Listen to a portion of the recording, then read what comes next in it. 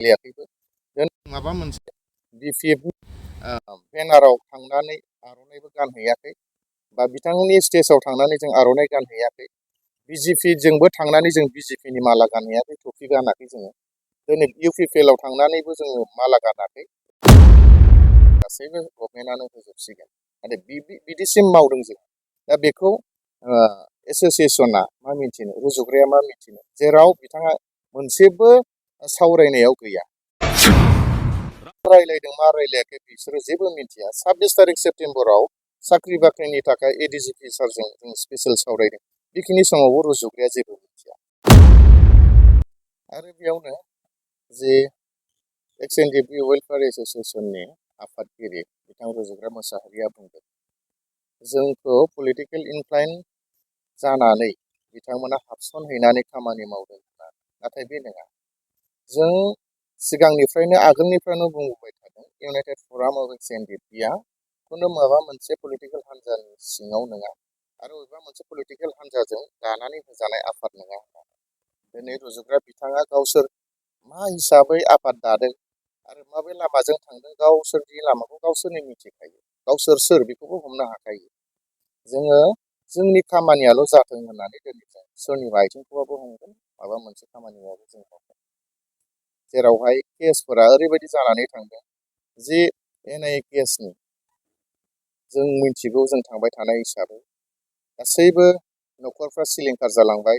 दाउ अमा मोसौ हा हु जोबलांजोब्बाय गोबां जोंनि सोद्रोमाफोरनि बिसि फिसा गोदाव सोराव जाजोब्बाय दिनै बेफोरखौ सोर खबर लादों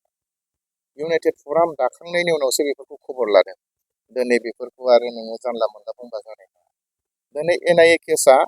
बेबायदि लेभेलसिमाव सफैबाय गासैबो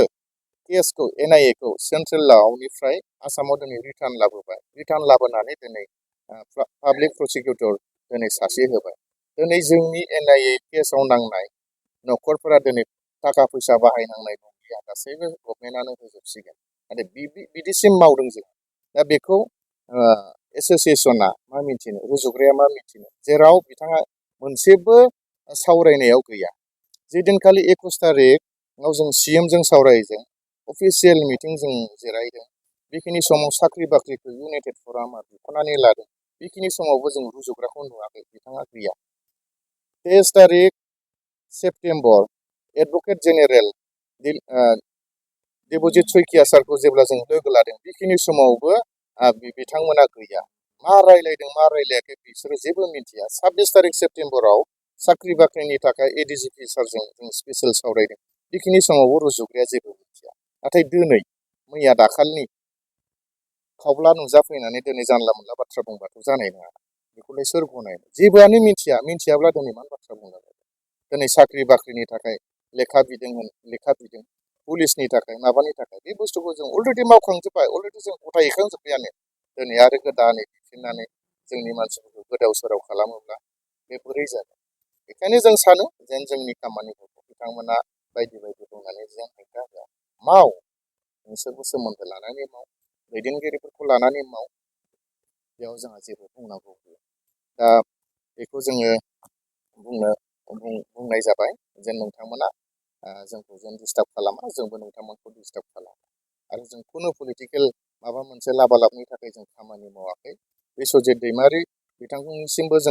जों बिजेपिआव हाबगोन बा बहाबा हाबगोन नोंथाङा जोंनि खामानिखौ मावनानै होनांगौ बेफोरबायदि बाथ्रा जों खुनु सावरायाखै आरो रायलायाखैबो जों माबा मोनसे बिपिएफनि